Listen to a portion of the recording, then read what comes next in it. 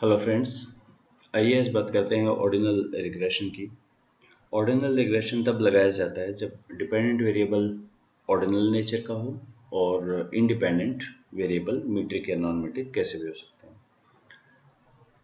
इससे पिछले वीडियो में मैं एक बार ये डिस्कस कर चुका हूँ कि यही फाइल थी सीरियल। इसमें मैंने मल्टीनोमियल पे काम किया था क्योंकि डिपेंडेंट वेरिएबल ब्रेकफास्ट था। आज हम काम करते हैं डिपेंडेंट वेरिएबल एज कैटेगरी को लेके, जो कि ऑर्डिनल है क्योंकि इसकी जो कैटेगरीज हैं अंडर 31, 31 टू 45 एक्सेट्रा, जो भी पर्सन इसमें टिक करेगा ओवर 60 वो सर्टेनली इन तीनों से ज़्यादा एज का होगा। लेकिन ब्रेकफास्ट के केस में ऐसा नहीं था। जो सीरियल पे टिक करेगा नॉट नेसेसरली इनसे ज़्यादा कम, सेंस नहीं बनता। तो एक फंडामेंटल क्वेश्चन ये बनता है कि क्या हम जो ऑर्डिनल रिग्रेशन को यूज़ करेंगे ये बाइनरी मल्टीनोमिनल से कुछ अलग है या बिल्कुल वैसा ही है।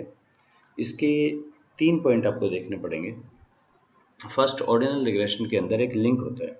ये लिंक 5 तरह के होते हैं: logit, complementary log log, negative log log etcetera. By default logit होता है, लेकिन ये भी यूज़ किए जाते हैं। तो सबसे पहले तो ये डिसीजन होता है कि आपको लिंक कौन सा यूज़ करना है, इसके बारे में अभी बात करते हैं। सेकंड होता है कि इसमें जो लॉजिट्स हैं, जैसे मैंने आपको बताया था एक पैरामीटर एस्टिमेट एक चीज़ होती है जो कि बेसिकली लॉजिट्स होते हैं। एक अटेम्प्ट है क्रॉस टेबुलेशन को कन्वर्ट करने का रिग्रेशन लाइक इक्वेशन में। तो यहाँ पे ऑर्डिनल रिग्रेशन में आपको ये याद रखना है कि वो जो लॉजिट हैं वो क्युमुलेटिव लॉजिट होते हैं। इसकी हम डिटेल में अभी बात करने वाले हैं। थर्ड, इसमें जो रिग्रेशन इक्वेशन है वो पर्पजफुली ए माइनस बी एक्स लिखी जाती है, ए प्लस बी एक्स नहीं लिखी जाती। आइए पहले की बात करते हैं, लिंक क्या होते हैं।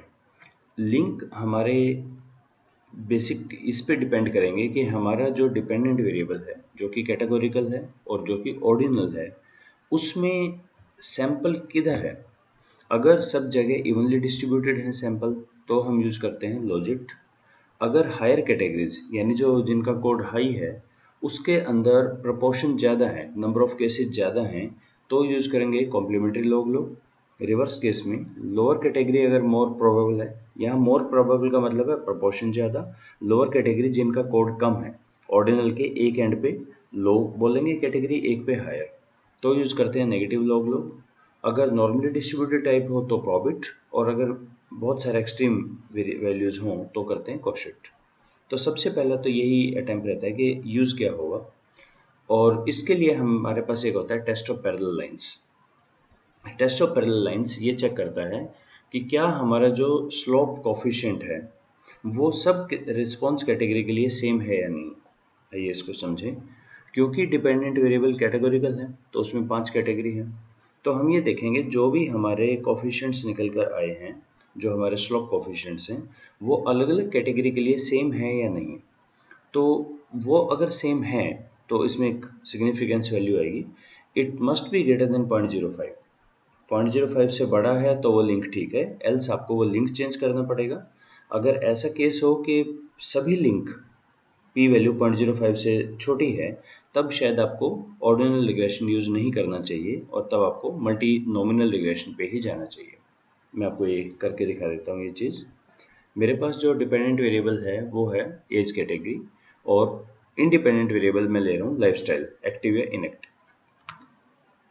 तो इसमें dependent variable, independent this, options में यहाँ पर हमारा लिंक होता है जो बाय डिफ़ॉल्ट लॉजिट है।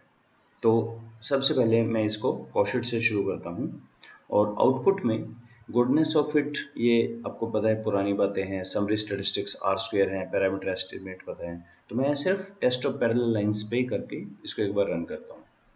तो अभी मेरा जो टेस्ट ऑफ पैरेलल लाइंस आया, देखिए यहाँ लिखा है null hypothesis states that the location parameters or slope are same across response categories। तो इसकी p वैल्यू आई है 196। इसका मतलब है ये हमारी ग्रेटर देन 0.05 है, तो ये हमारा कॉशेट फंक्शन यहाँ पर ठीक है। तो मैंने यहाँ पे एक कोशिश की है इनको लिखने की कि अगर हम कॉशेट यूज़ करते हैं तो हमारा आया 196। अगर मैं यूज़ करता हूँ logit, same data, sorry complementary log log, तो ये not up to the mark, यहाँ सही नहीं है। अगर हम लॉजिट को यूज़ करते हैं 372 काफ़ी अच्छा है ये भी। अगर नेगेटिव लॉग यूज़ करते हैं 0.11 not up to the mark, और प्रॉबिट के अंदर 0.162। तो तीन लिंक ऐसे हैं जो हमारे ठीक काम कर रहे हैं, दो नहीं काम कर रहे हैं। नहीं जो काम कर रहे, एक तो नेगेटिव लॉग नहीं कर रहा है, सेकंड हमारा लॉजिट काम कर रहा है, कॉम्प्लीमेंट्री लॉग नहीं कर रहा है। तो अब क्वेश्चन ये आता है कि कौन सा सबसे बेहतर है। इसमें एक और चीज़ देखिए, हर केस में मॉडल फिट के अंदर भी लिखा है लिंक, गुडनेस ऑफ फिट में भी लिखा है लिंक, आर स्क्वायर में भी लिखा है, और टेस्ट ऑफ पैरेलल लाइंस में भी लिखा है। अब या तो आप इसकी सिग्निफिकेंस चेक कर लीजिए, 0.372 तो है लॉजिट की, और कोशेट भी हमारा ठीक था, इसकी है 196 कोशेट की, और थर्ड है हमारा जो लास्ट वाला था प्रॉबिट 162। तो इसका मतलब जो सबसे ज़्यादा सिग्निफिकेंस हमारी आ रही है, जो बहुत ही सेफली है, वो है लॉजिट।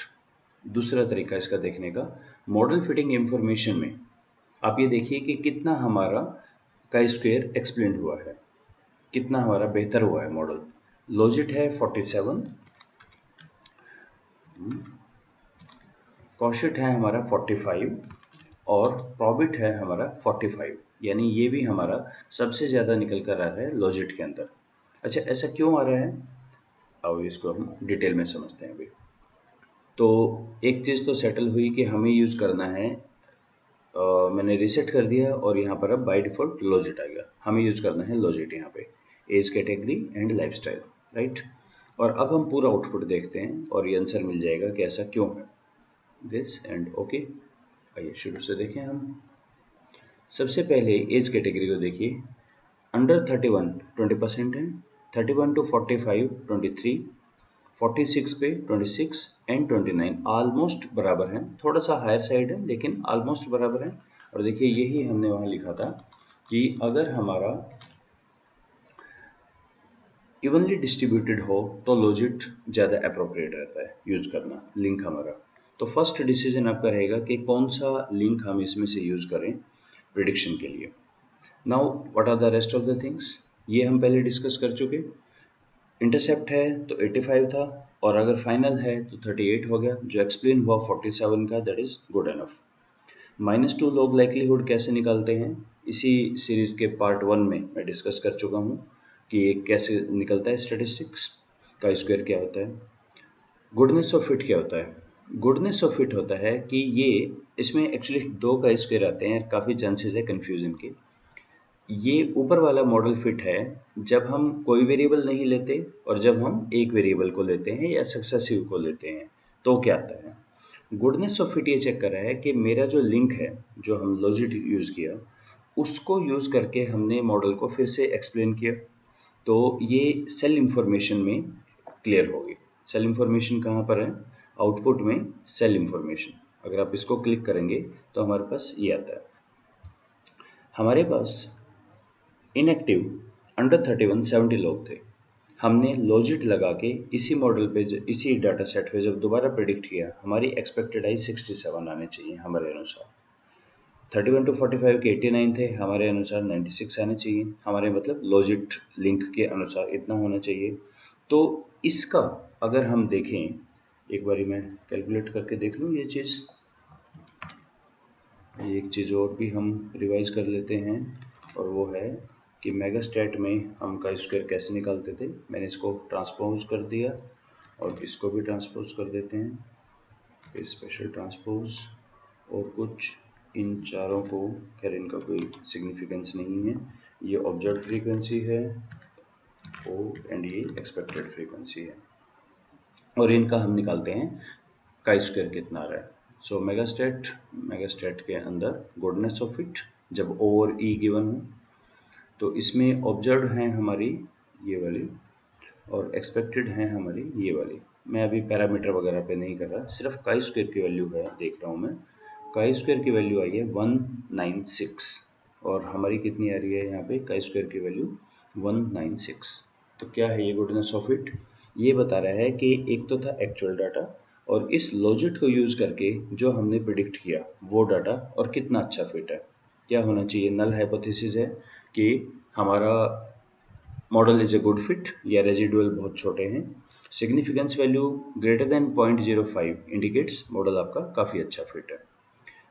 आर स्क्वायर वगैरह ये हम पीछे डिस्कस कर चुके। सेल इंफॉर्मेशन हो गया, test of parallel lines. Now finally to parameter estimate, जिसके अंदर अब हम दूसरी बात देखेंगे कि लॉजिट जो है वो हमारे एक्चुअली क्यूमुलेटिव लॉजिट हैं। इसका क्या मीनिंग है, आइए ये एक बार डिटेल में समझते हैं।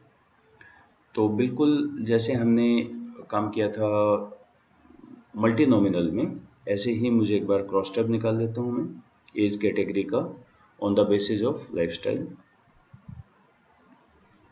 ये आ गया हमारा 70, नहीं मुझे ये चाहिए उस फॉर्मेट में, एज कैटेगरी मुझे यहाँ चाहिए, तो कोई प्रॉब्लम नहीं, मैं यहाँ पर इसको ट्रांसपोज कर देता हूँ। ओके, ट्रांसपोज डाटा तो वैसे सेम ही है, पर एक स्पेसिफिक तरीके से मैं इसको लिखना चाह रहा हूँ। ओके, अब मेरे पास एक फॉर्मेट है, मैं इस फॉर्मेट को ही बोरो कर लेता हूँ यहाँ से, और ये हम कैलकुलेशंस अपनी खुद करेंगे। ये फॉर्मेट मैं आपको अभी बताता हूँ क्या चीज़ है। आइए पहले इसको देखते हैं। ये हमारा पैरामीटर एस्टिमेट है, बिल्कुल जैसे पिछले वीडियो में हमने किया था कि जब भी मल्टी नॉमिनल यूज़ करें या ऑर्डिनल रिग्रेशन यूज़ करें, हमें ये देखना होता है कि दो कैटेगरी हैं, यहाँ दो तरह के बेस चल रहे हैं। एक तो बेस है हमारा डिपेंडेंट वेरिएबल में, आपने एक चीज़ नोट की, डिपेंडेंट वेरिएबल के अंदर टोटल एज कैटेगरी में 4 कैटेगरी थी, लेकिन यहाँ पे हमारे पास 3 आ रही है, एज कैटेगरी 1 2 3, यानी एक है बेस कैटेगरी। और बेस कैटेगरी कौन सी, जिसका कोड सबसे छोटा वो बेस कैटेगरी, ये रूल है हमारा। इसका मतलब ये हुआ कि अंडर 31 हमारी बेस कैटेगरी है, उसके कंटेक्स्ट में ये बात कर रहे हैं। ये क्या बात कर रहे हैं अभी करते हैं। नंबर 2, जो इंडिपेंडेंट वेरिएबल है उसमें भी दो चीज़ें, उसमें एक एक्टिव है एक इनएक्टिव है, इसकी भी हम बात करेंगे। तो पहले जब एक्टिव है तब तो एक्टिव के लिए जिसकी कोड 1 होता है उसके लिए तो यही हमारे कोफिशिएंट्स होते हैं, और जब हमारा इनएक्टिव होगा, एक्टिव कोड 0 को इनएक्टिव बोलेंगे, उसमें ये वाली चीज़ इंटरसेप्ट में से या थ्रेशोल्ड में से माइनस हो जाएगी। ये कैसे, क्योंकि रिग्रेशन इक्वेशन यहाँ a माइनस बी एक्स होती है, ये आपको याद रखना है सिर्फ ऑर्डिनल के अंदर। और इसको एक बार हम देख लें, समझ लें पूरी इस बात को। ओवर 60 में जो हमारे थे, एक थे ये हमारे थे इनएक्टिव, और इधर है हमारे एक्टिव। तो जो ओवर 60 थे, ओवर 60 ये वाला, तो उनका एक्टिव लोगों का जो कोफिशिएंट था वो था 1.352, सेकंड में ये वाला कोफिशिएंट, और थर्ड में ये वाला कोफिशिएंट। तो इनएक्टिव के कितने हो जाएंगे, a माइनस बी 844, और 844 क्योंकि मुझे तीनों में यूज़ करना है, मैं इसको तीनों के अंदर कांस्टेंट करके तीनों में यूज़ कर लिया। Now my point is this, multi nominal में ये हमारे लॉजिट होते थे, और इसका ऑड निकालते ही प्रपोर्शन आ जाता था। मैंने आपको दिखाया था कि अगर ये 70 है, इसके प्रपोर्शन में ये कितना ये कितना।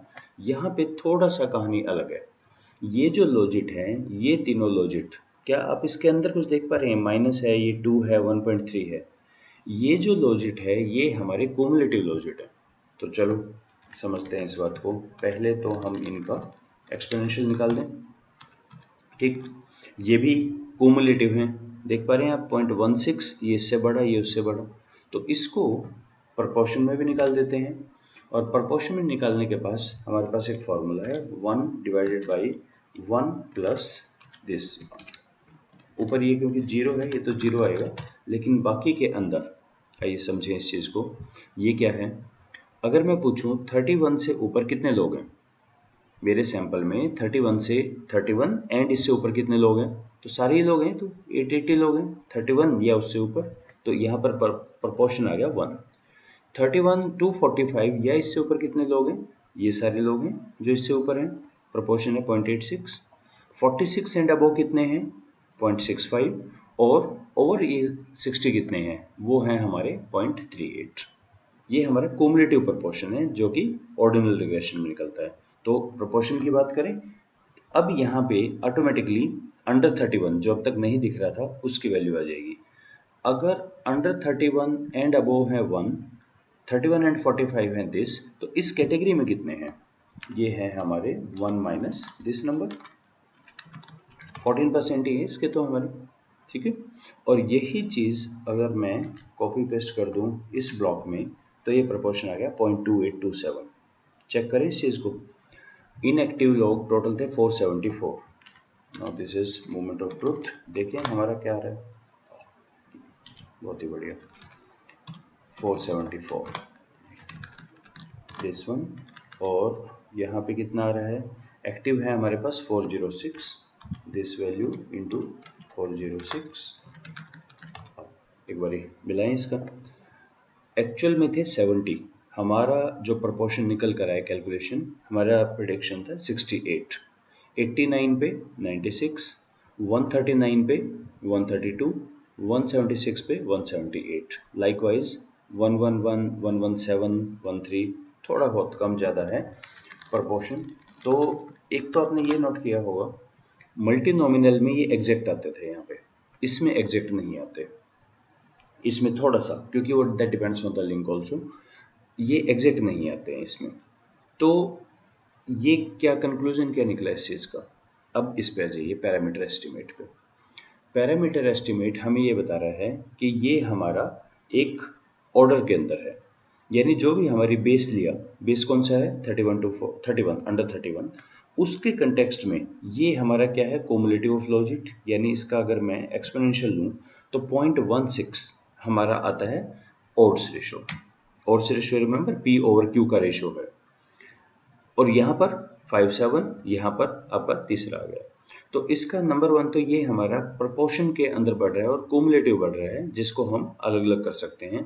तो हमारा प्रेडिक्शन ये है फर्स्ट के अंदर जो डाटा सेट था उससे 0.14 हमारा अंडर 31 जाएंगे, 0.2 इसमें जाएंगे, इसमें और इसमें। नंबर 2, इन दोनों का आपस में क्या रिलेशन है, इनका आपस का रिलेशन है ये वाला 0.844। जो भी इसका होगा उसमें से आप इस पॉइंट को माइनस कर देंगे, वो इस वाले का, इस वाला मतलब इनएक्टिव वाले का, जिसका एक्टिव, जिसका कोड 1 होता है, यहाँ पे 0 लिखा हो, उसके लिए तो इंटरसेप्ट वाला, और ये वाला पोर्शन जो दूसरा है कोड वो माइनस हो जाता है यहाँ पे। ये इन दोनों का रिलेशनशिप एक्सप्लेन करता है यहाँ पे। सो अब फाइनल क्वेश्चन आता है कि इस चीज़ को हम लिखेंगे कैसे। लिखेंगे कैसे को मैं आपको एक चीज़ बताता हूँ। एक साइट है और साइट का नाम है क्या नाम है, इसको इससे सर्च कर लेता हूँ, मॉड्यूल 5 रिस्टोर। साइट का नाम है रिस्टोर, और रिस्टोर पे इन्होंने रिग्रेशन को बहुत अच्छा एक्सप्लेन किया है। Simple regression, multiple, logistics, ordinal. इसमें एक अच्छी चीज़ है, जैसे लॉजिस्टिक रिग्रेशन आप डिटेल में समझ सकते हैं यहाँ नेक्स्ट नेक्स्ट करके, या पीडीएफ से भी देख सकते हैं, सारा एक में ही आ जाएगा आपका, बहुत डिटेल में इन्होंने समझाया है। इसमें एक अच्छी चीज़ ये की है, जो अलग अलग बनाए हैं, एग्जाम्पल्स भी लिए हैं, फाइनली ये दिया है रिपोर्टिंग द रिजल्ट। ये एक बहुत काम की चीज़ है। इसको रिपोर्ट कैसे करना है, तो इन्होंने लिए हैं कुछ कंट्रोल ग्रुप, फिर कुछ फर्स्ट वेरिएबल और इंटरेक्शंस के अंदर। -2 लॉग लाइक्लीहुड का स्क्वायर कैसे आता है, नकल करके का आर स्क्वायर, हॉस्मर लेमेशो टेस्ट का क्लासिफिकेशन की एक्यूरेसी कितनी है, ये आप अपने अपने चीज़ में दिखा सकते हैं। और ये multiple regression, it's worth reading, बहुत अच्छा स्टडी मटेरियल इन्होंने दिया है। ऐसा ही यहाँ दिया है 5th मॉड्यूल ऑर्डिनल रिग्रेशन का, और ऑर्डिनल रिग्रेशन के अंदर भी ओवरऑल एक कंक्लूजन दिया है, रिपोर्ट कैसे करेंगे पैराग्राफ फॉर्म में, कि ये चीज़ हम रिपोर्ट करते हैं। टेबल वैसी रहेगी, सिर्फ एक्सप्लेनेशन यहाँ पर दे दिया है। तो अब इसके अंदर भी एक बारी देख सकते हैं कि कैसे ऑर्डिनल रिग्रेशन को हम रिपोर्ट करते हैं। So this was all about ordinal regression, well not all about, this was something about ordinal regression. और ये जो फाइल है एक्सेल की या वर्ड की, ये इसी वीडियो के साथ अटैच्ड है, और जो डाटा फाइल है serial.scav ये भी इसके साथ है। वैसे ये सैम्पल फोल्डर के अंदर है, जिनको भी सैम्पल फोल्डर का आइडिया है ये वहाँ पे आपको मिल जाएगी। So let's stop here, thank you.